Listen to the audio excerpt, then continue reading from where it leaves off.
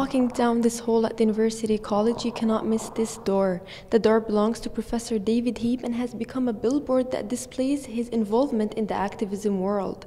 Heap grew up in a political environment where his passion for social justice started at a very young age. Very young, I had a bank account at the Bank of Nova Scotia, and I withdrew in protest because they were investing in Pinochet's Chile. And I remember, because I was so small, the bank book, and I changed the province of public bank, the financial institution, the Province of Ontario Savings Office. And I remember thinking the Nova Scotia bank book was much prettier because it was covered in leaves, and the Province of Ontario Savings Office was very plain. So I was in primary school at the time. There's many sides to him. As you know, he's a linguistics professor. So if you ever have the opportunity to hear about that, you'll understand how knowledgeable he is, how much skill he has in that area. He's an actor as well. He's been in a couple of French plays. He speaks French and Spanish and English fluently.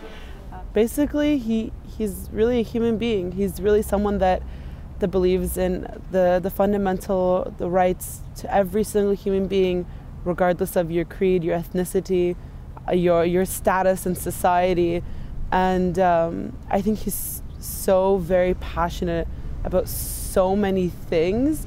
And sometimes I forget that he's a professor, because he has so many different causes that he fights for, that you forget that there's another side to Heap. When he was arrested on the Freedom Wave Flotilla to Gaza this year, he was held in Israel for 5 days. In those 5 days, there were students and other community members of main campus leafleting, getting petitions signed, calling Foreign Affairs Department of Canada, trying to find out where he is, what's being done, how we can support him from this end. David was there and I was here with the home team, and we used Skype as our communication, because we were an amazing team of volunteers from across the country.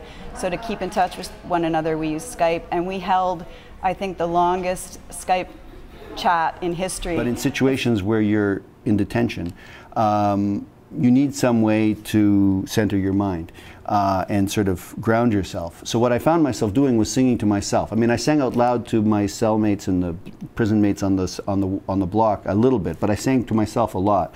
And there are other songs that I sang which just reminded me of my parents, reminded me of my dad, and I would cry because it's tough, but it would help me sort of, if I sang it through and I could get all the way through one of these songs, then it would help me sort of compose myself and pull myself together. Heap encourages everyone to sing along and advocate for a better world. Jumana Abu Farah, Fanshawe TV. How can I keep from singing?